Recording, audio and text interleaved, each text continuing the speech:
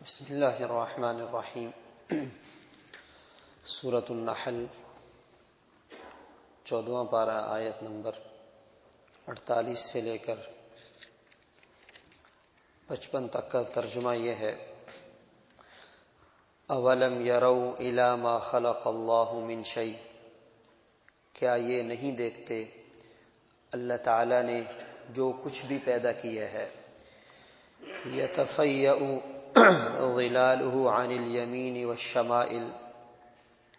ان چیزوں کے سائے دائیں اور بائیں طرف جھکتے ہوئے ڈھلتے ہیں، سجدا للہ، اللہ کے سامنے سجدہ کرتے ہوئے، وہم داخرون، اور یہ اللہ کے تابع دار ہے، وللہ یسجد ما فی السماوات وما فی الارض، زمین اور آسمان میں تمام مخلوقات اللہ ہی کے سامنے سجدہ ریز ہوتی ہیں، اور بالخصوص فرشتے بھی، وہم لا یستکبرون، اور یہ تکبر نہیں کرتے، یخافون ربہم من فوقہم، اپنے رب سے ڈرتے ہیں اوپر سے آنے والے حکم کے بعد، ویفعلون ما یؤمرون، اور بجا لاتے ہیں وہ حکم جو انہیں دیا جاتا ہے، وقال اللہ لا تتخذوا الہین اثنین، اللہ تعالی نے حکم دیا کہ تم دو معبود مت بناؤ، انما هو الہ واحد، معبود برحق وہ تو ایک ہی ہے، فایای فارہبون، صرف مجھ ہی سے ڈرو، وَلَهُ مَا فِي السَّمَاوَاتِ وَالْأَرْضِ، زمین اور آسمان کی تمام چیزیں اللہ ہی کی ہیں، وَلَهُ الدِّينُ وَاصِبًا، اور دین بھی صرف اور صرف ایک اللہ ہی کا ہے ہمیشہ کے لیے، افغیر اللہ تتقون، کیا تم اللہ کے سوا کسی غیر سے ڈرتے ہو، وما بکم من نعمت فمن اللہ، تمہارے پاس جو بھی نعمتیں موجود ہیں وہ صرف ایک اللہ ہی کی طرف سے ملی ہیں، ثم اذا مسکم الضر، پھر جب تمہیں کوئی مصیبت آ پہنچتی ہے، فالیہ تجأرون، تم اللہ تعالیٰ کی طرف گڑ گڑاتے ہو،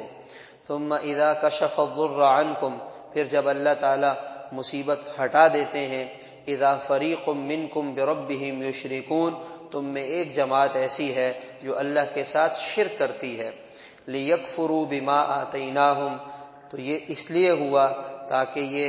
ناشکری کریں ان نعمتوں کی جو ہم نے انہیں دی، فتمتعوا، تم فائدہ اٹھاؤ، فسوف تعلمون، عن قریب تمہیں پتہ چل جائے گا۔ اللہ تعالیٰ نے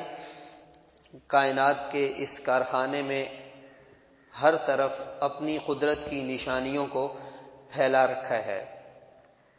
انسان اپنی ذات سے شروع کرے اور کائنات کے اندر پھیلی ہوئی چیزوں میں غور کرے تو اسے اللہ تعالیٰ کی قدرت کا پتہ چل جائے گا۔ ایک ناپاک پانی کے قطرے سے وجود میں آنے والا یہ انسان، ایک ناپاک پانی کے قطرے سے اس کے ہاتھ پاؤں بنے، اس کا دل بنا، اس کی آنکھیں تیار ہوئیں، اس کی زبان تیار ہوئی، یہ بنانے والا کتنا عظیم قادر بادشاہ ہے کہ ایک ایسی چیز سے ایسی زبردست مخلوق پیدا کر دی، اور پھر آسمان اور یہ چاند، سورج، ستارے، یہ تمام کی تمام چیزیں یہ اللہ کی قدرت کو کھول کھول کر بتلا رہی ہیں، اور ساتھ یہ بتلایا کہ یہ سب چیزیں اللہ کے سامنے جھکنے والی ہیں، جتنی بھی چیزیں آسمان اور زمین میں ہیں، بالخصوص فرشتوں کا تذکرہ کیا، یہ سب اللہ کے سامنے سجدہ ریز ہوتے ہیں، اللہ کے حکم کو بجا لاتے ہیں، ان کے اندر کسی قسم کی کوئی بڑائی یا تکبر نہیں ہے۔ انسان سمجھنے کی کوشش تو کرے، جب سے سورج پیدا ہوا ہے اللہ تعالیٰ نے اسے ایک کام پر لگایا ہے اور آج تک یہ وہ کام پورا کر رہا ہے۔ جب سے اللہ تعالیٰ نے چاند کو پیدا کیے ہے اسے ایک کام دیا ہے، وہ اپنے کام میں لگا ہوا ہے، کوئی چیز اپنے کام سے ذرا برابر بھی آگے پیچھے نہیں ہوتی ہے۔ بادلوں کو ایک ذمہ داری دے دی، زمین کے ذمے ایک کام لگا دیا، تم نے خزانے نکالنے ہیں، انسانوں نے کھانے ہیں۔ کبھی ایسا نہیں ہوا کہ زمین اللہ تعالیٰ کے سامنے انکاری ہو گئی، یا اللہ میں تو خزانے نکال نکال کر تھک گئی ہوں، اب مجھ سے یہ کام نہیں ہوتا۔ پھر سمندر میں رہنے والی مخلوقات، جنگلات میں رہنے والی مخلوقات، اللہ تعالیٰ نے جس کو جو کام ذمہ لگایا وہ کام پورا کر رہا ہے، انسان چھوٹے جانور کا گوشت استعمال کرتا ہے، کبھی ایسا نہیں ہوا بکریوں اور بکروں کے ریوڑ نے احتجاج کیا ہو یا اللہ ہمیں انسانوں نے بہت کھا لیا ہے، اب ہماری بس ہے۔ ہر چیز اللہ کے حکم کو پورا کر رہی ہے سوائے کس کے؟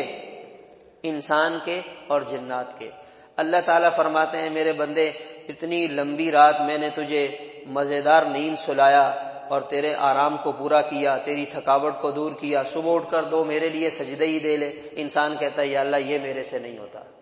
اللہ تعالیٰ فرماتے ہیں میرے بندے سارا دن تو نے میری نعمتوں کے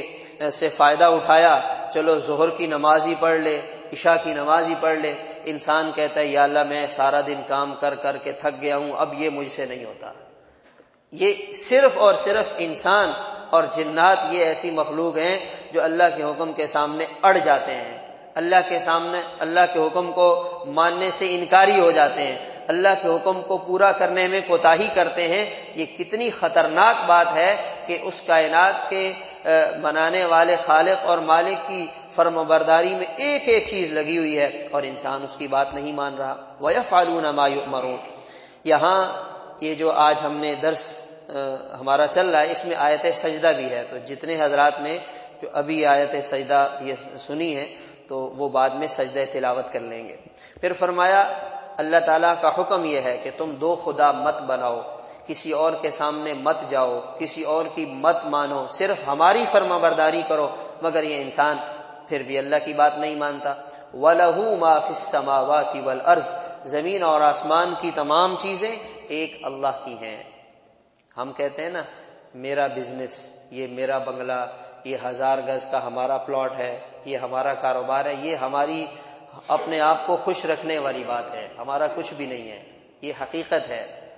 صرف تھوڑا اپنے آپ کو خوش رکھنے کے لیے خاندان میں، برادری میں، دنیا والوں کے سامنے تھوڑی اپنی عزت بنانے کے لیے تو آدمی یہ دو جملے کہہ دیتا ہے، لیکن حقیقت کی نظر سے اور قرآن کی نگاہ سے دیکھا جائے تو انسان کا کچھ بھی نہیں ہے۔ جب آیا تھا تو اس کے پاس کیا تھا، جب جائے گا اس کے ساتھ کیا جائے گا؟ تو پھر 2 دن کے لیے کسی بچے کو کھلونا دے دیا جائے، دفتر والے کسی کو گاڑی دے دیں، کوئی کمپنی کسی کو کوئی سہولت دے دے، یہ مکان دے دیا بھائی تم اس میں رہ لو، اور وہ اس پہ بڑی بڑی باتیں بنانا شروع کر دے، لوگ کہیں گے کیسا بے وقوف آدمی ہے، کمپنی کی گاڑی پہ اتنی بڑی بڑی باتیں کر رہا ہے، کمپنی نے رہنے کے لیے مکان دیا ہے اور بڑی بڑی باتیں کر رہا ہے۔ تو بالکل ہمارا حال یہی ہے، یہ ہمارا حال یہی ہے، ہمارے پاس جو کچھ ہے یہ اللہ نے دیا ہے اور اللہ تعالیٰ ہی کے پاس یہ جائے گا۔ ہم تو 2 دن کے مسافر ہیں، مسافر خانے میں رہتے ہیں، اس کو بڑے شوق سے، بڑی چاہت اور رغبت سے تیار کرتے ہیں، اور جب کھانے کے دن آتے ہیں مالک کہتا ہے جو حقیقی مالک ہے بھائی ہمارا باغ خالی کرو، یہ مسافر خانہ کسی اور کو دینا ہے۔ وَلَهُ مَا فِي السَّمَاوَاتِ وَالْأَرْضِ، ہمارا کیا ہے، جو ہم نے نیک اعمال دنیا میں رہ کے کما لیے یہ ہمارے ساتھ جائیں گے۔ جس کے لیے آج انسان کے پاس ٹائم نہیں ہے، بڑا کاروبار ہے، مصروفیات بہت ہیں، معاملات بہت کرنے پڑتے ہیں، میرے پاس اعمال کے لیے ٹائم نہیں ہے، تو جن چیزوں میں انسان لگا ہوا ہے عن قریب یہ تمام چیزیں اس کا ساتھ چھوڑ دیں گی۔ وَمَا بِكُم مِّن نِّعْمَةٍ فَمِنَ اللَّهِ، اللہ تعالیٰ فرماتے ہیں اے انسانوں تمہارے پاس اگر کچھ نظر بھی آ رہا ہے یہ مت سمجھنا یہ تمہاری خون پسینے کی کمائی ہے، یہ اللہ نے تمہیں دیا ہے۔ عزت بھی دی، مال بھی دیا، شہرت بھی دی، اولاد بھی دیا، گھر بھی دیا، تمام چیزیں اللہ نے دی ہیں، یہ اللہ ہی کی عطا ہے، جب چاہتے ہیں اللہ تعالیٰ واپس لے لیتے ہیں۔ اگر انسان سمجھتا ہے کہ یہ نہیں جی میرا کمال ہے،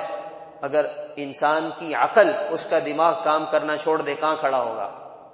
انسان جس ہاتھ سے پیسہ کما رہا ہے اس ہاتھ میں کچھ خرابی پیدا ہو جائے انسان کہاں کھڑا ہوگا؟